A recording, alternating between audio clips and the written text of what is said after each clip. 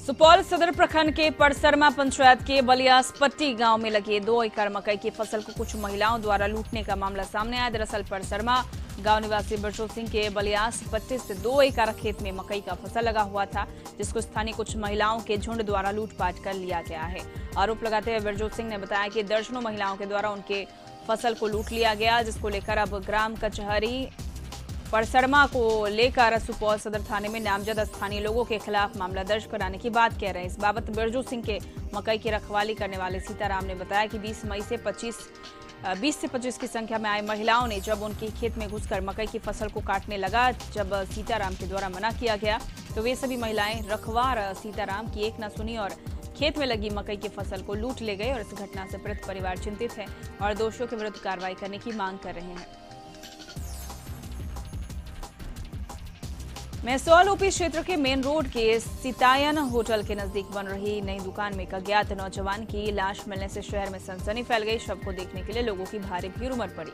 देखते ही देखते घटनास्थल पर दर्जनों लोगों की भीड़ जुट गई। घटना की सूचना मिलने पर मेहसौल ओपी पुलिस घटनास्थल पर पहुंची। आसपास के लोगों को शव को पहचान करने के लिए कहा गया, लेकिन लोगों ने पहचान करने से इनकार कर दिया। स्थानीय लोगों ने बताया कि सोमवार की सुबह आसपास के लोगों को बदबू आ रही थी। लोगों को आशंका होने पर दुकान के अंदर जाकर देखा तो लावारिस शव मिला। शव काफी फूल कर काला हो गया है, वहीं काफी बदबू दे रहा है। पुलिस ने शव को कब्जे में लेकर पोस्टमार्टम कराने के लिए सदर अस्पताल भेज दिया है। वहीं शव की पहचान करने के लिए 72 घंटे तक सुरक्षित रख दिया गया। ओपी प्रभारी गौरीशंकर बैठा ने बताया कि पुलिस मामले की छानबीन कर रही है। शेरघाटी अनुमंडल पुलिस कार्यालय में सोमवार को प्रेस कॉन्फ्रेंस के दौरान पुलिस पदाधिकारी प्रवेंद्र भारती ने पत्रकारों को संबोधित करते हुए बताया कि 31 मार्च 2022 की रात गुरुआ थाना क्षेत्र के 12 और उससे सटे फुल साथड़ गांव में राजेंद्र यादव और अखिलेश दास के घर में चोरी की घटना को अंजाम दिया गया था। इस संदर्भ में पुलिस अनुसंधान के बाद चोरी की घटना में संलिप्त एक अपराधी को गुरुआ थाना अध्यक्ष अनिल कुमार सिंह गुप्त सूचना के आधार पर उसके घर से रविवार को धर दबोचा। उसके पास एक मोबाइल फोन समेत 11,700 नगद राशि जब्त की गई। गिरफ्तार अपराधी की पहचान गुरुआ थाना क्षेत्र के कुर्थिया तांड गांव के उपेंद्र पासवान के रूप में की गई है। उन्होंने आगे बताया कि औरंगाबाद, सासाराम, बाराचट्टी, रोहतास थाने में लगभग 1 दर्जन से अधिक कांडों में अपनी संलिप्तता स्वीकार किया। गिरफ्तार अपराधी चोरी करने से पहले अपना मोबाइल फोन बंद कर देता था और चोरी करने के बाद पुनः मोबाइल को चालू करता था ताकि पुलिस के पकड़ में न आ सके। जिले के नए डीएम सावन कुमार ने सोमवार को पदभार ग्रहण कर लिया। पदभार ग्रहण करने के बाद उन्होंने शेखपुरा के समरणालय के डीटीओ कार्यालय, निर्वाचन कार्यालय व निबंधन कार्यालय, महिला हेल्पलाइन और जिला लोक शिकायत निवारण कार्यालय भी निरीक्षण किया, जिसमें पदाधिकारी नदारद पाए गए। चैम्बर का एसी चालू पाया गया।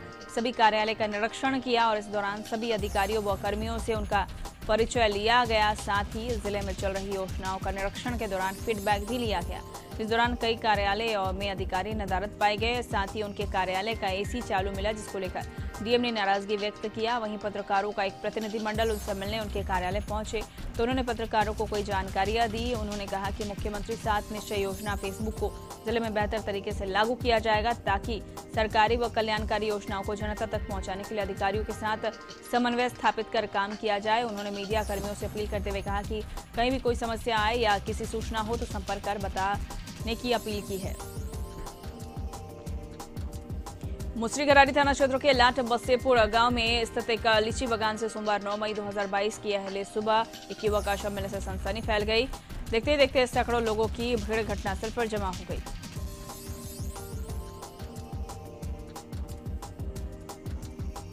झारखंड मुक्ति मोर्चा के राज्यव्यापी कार्यक्रम के तहत पार्टी जिला कमेटी की ओर से सोमवार की शाम शहर के विवेकानंद चौक पर देश के प्रधानमंत्री नरेंद्र मोदी और गृह मंत्री अमित शाह का पुतला दहन किया गया।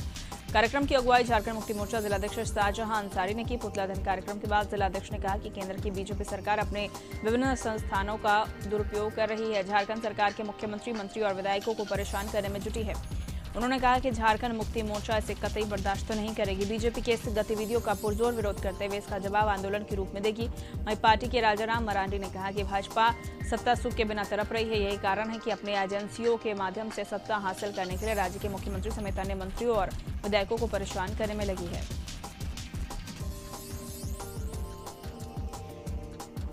बीपीएससी की परीक्षा रद्द होने का और लगातार छात्रों के द्वारा आर्थिक दोहन को लेकर सवाल उठाने को लेकर आरजेडी ने बड़ा आंदोलन करने की तैयारी की। आरजेडी प्रवक्ता मृत्युंजय तिवारी ने कहा कि अगर सरकार ठीक ढंग से इस मामले की जांच नहीं कराती है तो आरजेडी इस मामले को सदन से लेकर सड़क तक ले जाने का काम करेगी। वहीं तिवारी ने कहा कि सरकार में हर विभाग हर मोर्चे पर गड़बड़ी होती रही है, लेकिन जांच के नाम पर केवल लीपापोती होती है।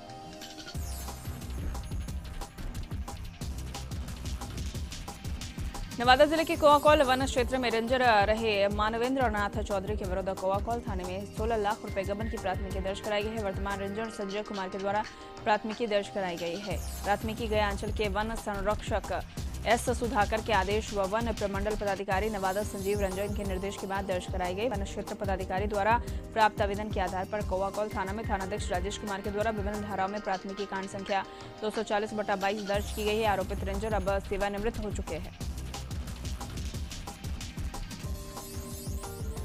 खगड़िया जिले के स्थापना दिवस की पूर्व संध्या पर स्कूली बच्चे अलग अलग अंदाज में खगड़िया के अतीत को दर्शा रहे हैं और सीकरी में अलौली प्रखंड के शुंभा गाजी घाट के लक्ष्मी देवी उच्च माध्यमिक स्कूलों में छात्रों ने रंगोली बनाकर खगड़िया के नक्शा को पेश किया। वहीं छात्र और छात्रों ने खगड़िया जिला की स्थापना के 41 वर्ष पूरे होने पर मानव श्रृंखला बनाकर प्रस्तुत किया, जो न केवल आकर्षक बना बल्कि जिले में चर्चा का विषय बना हुआ है। आपको बता दें कि जिलाधिकारी के आदेश पर जिले के सभी विद्यालय में आज क्विज, निबंध और रंगोली प्रतियोगिता का आयोजन हुआ और इसी आदेश के मद्देनजर स्कूली बच्चों ने रंगोली और मानव श्रृंखला के जरिए खगड़िया अतीत को पेश किया। जाहिर है 10 मई 1981 को खगड़िया को जिला दर्ज मिला था और पहली बार कल स्थापना दिवस मनाया जाएगा, लिहाजा लोगों में खासा खुशी है। गिरिडीह झारखंड मुक्ति मोर्चा जिला समिति कार्यालय से सोमवार को एक जुलूस जिलाध्यक्ष संजय सिंह के नेतृत्व में निकाला गया और यह जुलूस पुतला दहन कार्यक्रम शहर के बस स्टैंड रोड, कचहरी रोड, नगर निगम होते हुए टावर चौक पहुंचा। इस बीच जुलूस पुतला दहन में झारखंड मुक्ति मोर्चा कार्यकर्ताओं ने नरेंद्र मोदी हाय हाय, मोदी तेरी तानाशाही नहीं चलेगी, मुर्दाबाद के नारे भी लगाए। उसके बाद प्रधानमंत्री नरेंद्र मोदी और गृह मंत्री अमित शाह का पुतला दहन किया। जिलाध्यक्ष संजय सिंह ने कहा कि केंद्र सरकार द्वारा ईडी का गलत उपयोग किया जा रहा है। पूजा सिंघल को ईडी क्यों गिरफ्तार नहीं कर रही है? झारखंड में लोकतांत्रिक तरीके से चुने गए सरकार को केंद्र द्वारा धमकी, सीबीआई कभी ईडी और का दुरुपयोग कर सरकार को बदनाम करने की साजिश रची जा रही है। झारखंड मुक्ति मोर्चा जिला समिति ऐसे हर साजिशों का विरोध करती है। इस कार्यक्रम में ज्योतिंद्र प्रसाद, अजीत कुमार पप्पू, प्रमिला मेहरा, मोहम्मद असदुल्ला, नूर अहमद सहित झारखंड मुक्ति मोर्चा के कई कार्यकर्ता उपस्थित थे।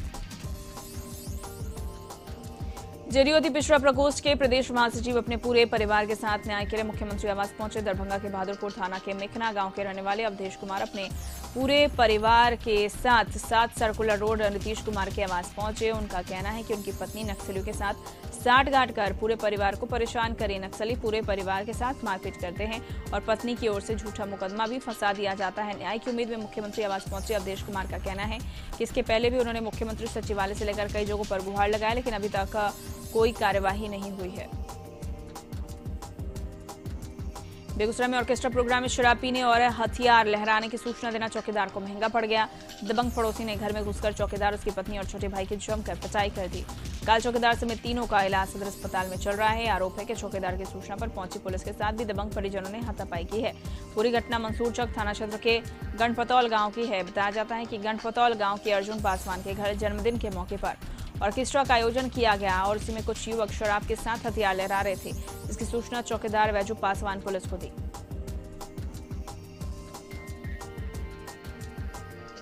बक्सर पुलिस अब बिहार यूपी के बीच अपराधियों की कनेक्शन को तोड़ने में लगी है। यूपी पुलिस के इनपुट पर एक्टिव बक्सर जिले की पुलिस को बड़ी सफलता मिली है।